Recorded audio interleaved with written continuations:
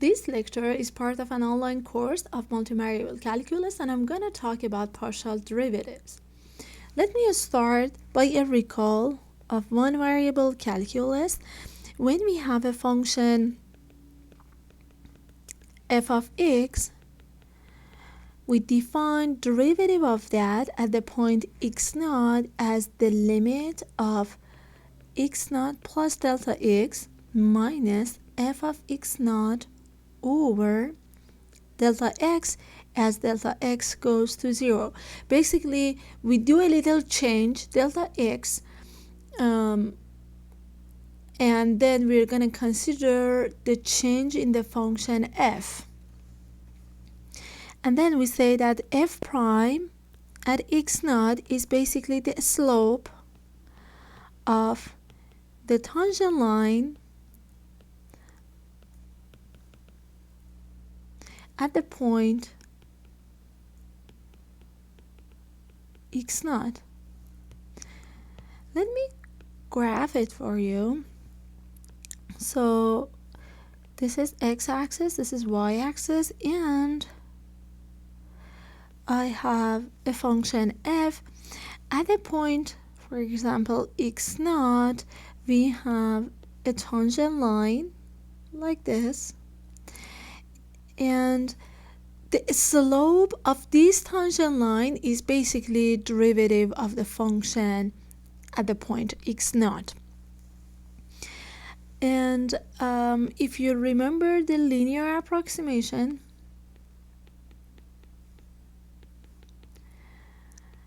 of this function was that f of x is approximately f of x naught plus derivative at x naught, which is the slope of the tangent line, x minus x naught.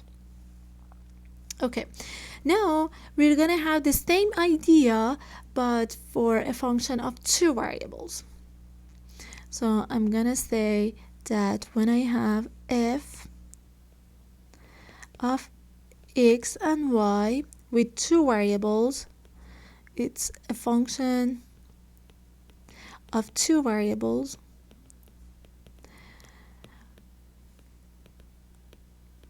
We're gonna do the same thing considering the slope of the tangent line, but we can vary either x or y. So we can vary f, we vary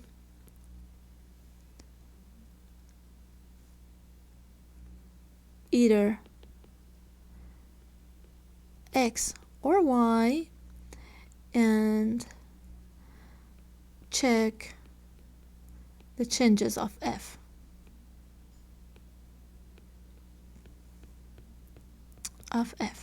So I'm gonna write in now, this time instead of writing df dx, I'm gonna write curly d over curly x. So this is curly d. So I'm gonna say partial derivative of f with respect to x at the point x naught y naught would be the limit. Let me just show it to you, the one variable, so that you can check the difference. The limit of f of x naught plus delta x y naught minus f of x naught y naught over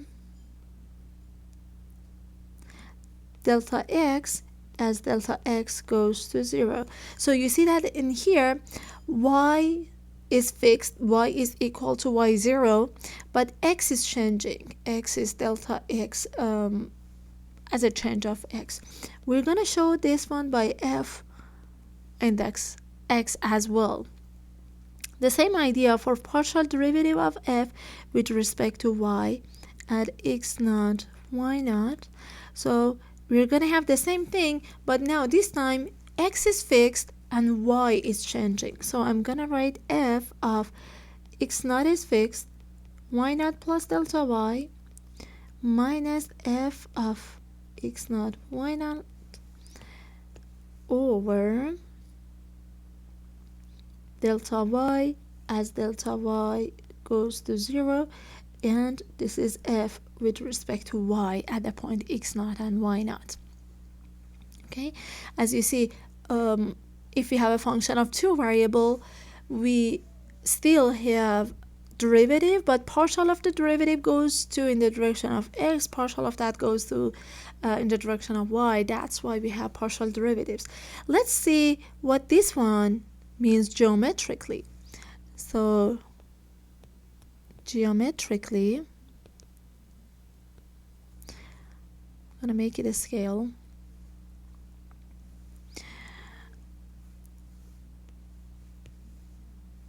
Partial derivative of f with respect to x is the rate at which f changes as we vary x and we are holding y fixed. Right? This is the meaning of the partial derivative with respect to x. Now let's see what it means. This is x-axis, this is y-axis, and this is z-axis. I have a surface like this. This is the surface f of x, y, and then I'm gonna hold y fixed, which means that I'm gonna slice the graph by a vertical plane. Just assume that this is the plane, y equals to y naught.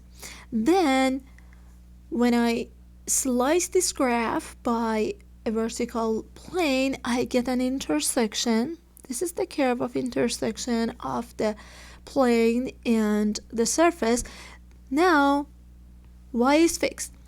We are gonna vary x, meaning that we are gonna consider the slope of the tangent line to the curve of the intersection.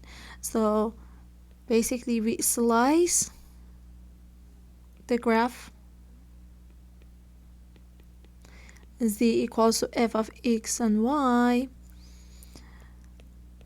by vertical plane y equals y naught, then partial derivative with respect to x is the slope of the tangent line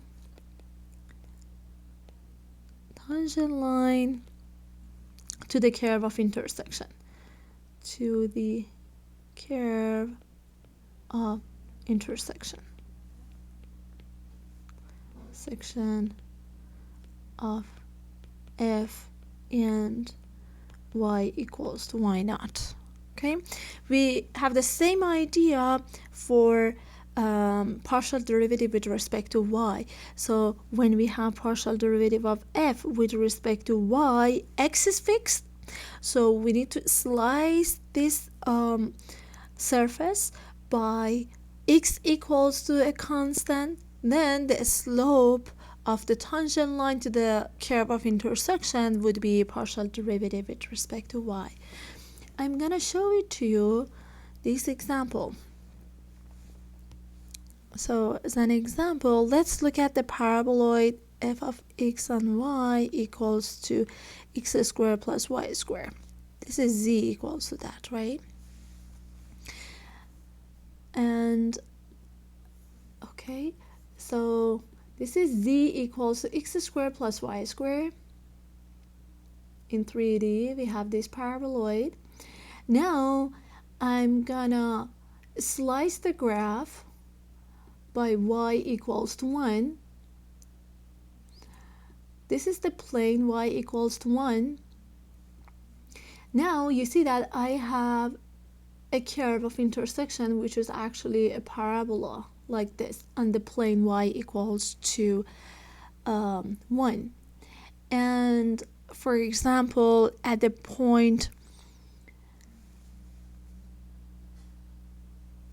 1, 1, 2, so I'm gonna set x equals to 1, y is on the plane y equals to 1, so y is equal to 1, and so z would be equal to 2.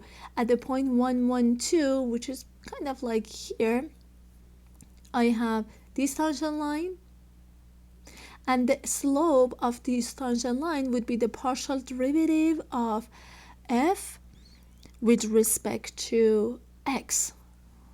Okay, so the slope of the tangent line at the point when y is fixed would be the partial derivative with respect to x. Now let's see how to compute it. So computing,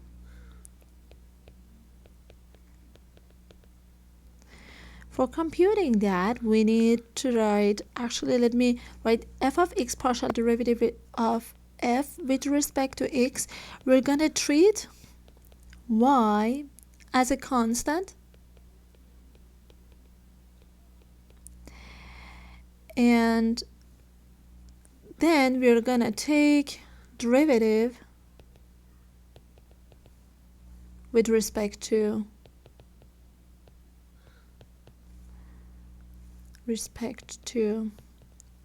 x.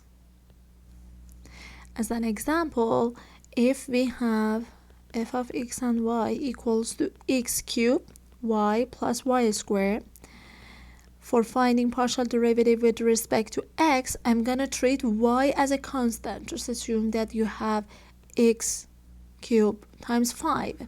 Derivative of that with respect to x would be 5, and then derivative of x cubed, so it would be y 3x squared.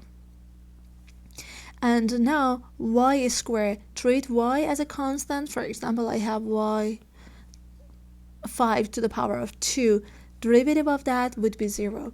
So 3yx squared would be the partial derivative with respect to x.